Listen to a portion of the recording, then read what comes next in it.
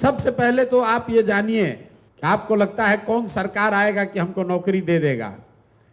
तो सरकारी जो व्यवस्था है बिहार में, चपरासी से लेकर मुख्य सचिव तक, संविदा कर्मी इंक्लूडेड, सबकी संख्या जोड़िएगा तो बिहार में कुल जनसंख्या का 1.97% से कम लोग ही सरकारी नौकरी करते हैं।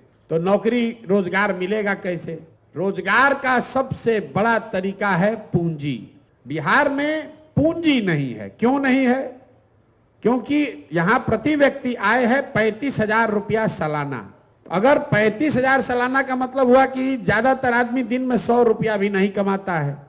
तो इस महंगाई के जमाना में अगर आप 100 रुपया भी नहीं कमाइएगा तो खाइएगा क्या, खिलाइएगा क्या, और पैसा पूंजी कहां से लाइएगा?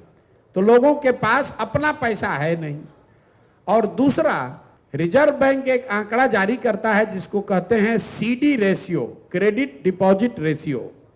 बैंक में आपने कितना पैसा रखा और बैंक ने उसके बदले आपको कितना पैसा लोन दिया, कर्ज दिया, व्यक्तिगत तौर पर नहीं, राज्य के स्तर पर। सरकार की जो व्यवस्था है देश में, उसमें बैंकों की ये जिम्मेवारी है कि अगर 100 रुपया लोग बैंक में रखें तो कम से कम 70 रुपया लोन लोगों को मिलना चाहिए, ताकि आप घर बना सकें, मोटरसाइकिल चला सकें, दुकान खोल सकें, कोई रोजी रोजगार बिजनेस व्यापार कर सकें। बिहार में ये रेशियो है 40%।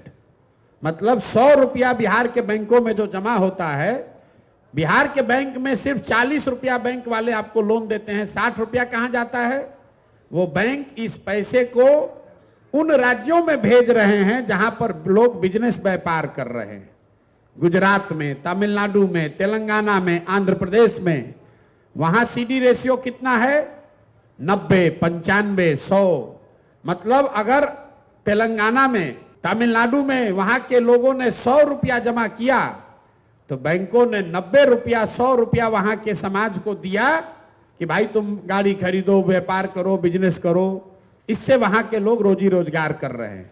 अब मैं इसको आप एक आंकड़ा समझाऊंगा तो आपके दिमाग खुलेगा, दिमाग की आपकी बत्ती जलेगी कि इसका कितना बड़ा असर है। पिछले फाइनेंशियल ईयर में, वित्तीय वर्ष में, इसी गरीब बिहार में आपने, हमने, सब ने मिलकर बिहार के बैंकों में पैसा जमा किया 4,21,000 करोड़ रुपया।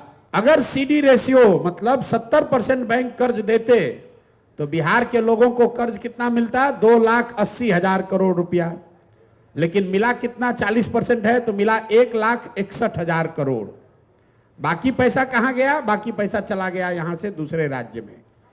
लालू जी मुख्यमंत्री बने थे 1990 में। 1990 से लेकर पिछले साल तक 32 बरस में बिहार के बैंकों ने आपका, हमारा 26 लाख करोड़ रुपया ले जाकर दूसरे राज्यों में ट्रांसफर कर दिया। आपको लग रहा है कि यहां से लोग का पलायन हो रहा है। बिहार का जो पलायन का समस्या है, ये सिर्फ श्रम का, लोगों का पलायन नहीं है। लोगों का पलायन है, बुद्धि का पलायन है और पूंजी का पलायन है। जो नौजवान है, जिसके पास पैसा, साधन, पढ़ाई नहीं है, वो मजदूरी करने के लिए बाहर जा रहा है। जो नौजवान पढ़ लिख गया, वो पढ़ाई करके बाहर नौकरी करने के लिए पलायन कर रहा है। और जो पैसा हम लोग के पास है वो भी दूसरे जगह जा रहा है। तो अगर रोजगार यहां चाहिए तो सबसे पहले यहां लोगों को पूंजी उपलब्ध होना चाहिए। आपकी क्षमता के अनुसार 50,000, 1 लाख, 2 लाख, 3 लाख, 5 लाख रुपया लोन मिलने लगे सहज तरीके से तो बिहार के घर घर में रोजगार होने लगेगा। नहीं तो सरकारी नौकरी के चक्कर में हम लोग दौड़ते दौड़ते मर जाएंगे। तो जन सुराज का मंत्र बिहार में रोजगार लाने का मतलब ये नहीं है कि चीनी का फैक्ट्री खोल देंगे। चीनी का फैक्ट्री खोलिएगा तो कितना आदमी को रोजगार मिलेगा? फैक्ट्री लगना चाहिए।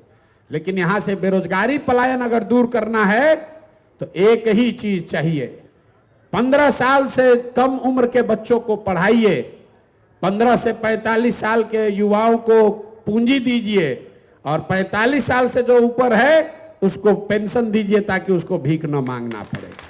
तो सबसे पहले जरूरी है कि 15 साल से पहले के बच्चों को अच्छी से अच्छी शिक्षा दी जाए ताकि वो 15 बरस के बाद सरकार की व्यवस्था पर बोझ न बने।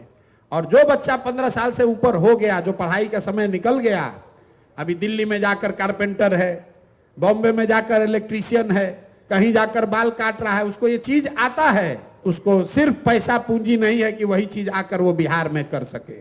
तो बिहार के बच्चों को वो धंधा सिखाना चाहते हैं। अभी क्या है, बिहार के बच्चों को राजनीति सिखाया जा रहा है और धंधा गुजरात के लोगों से कराया जा रहा है। हम चाहते हैं कि बिहार के बच्चे धंधा करना सीखें, अपने बल पर अपने पैर पर खड़ा हों, और उसके लिए सिर्फ और सिर्फ पूंजी की जरूरत है।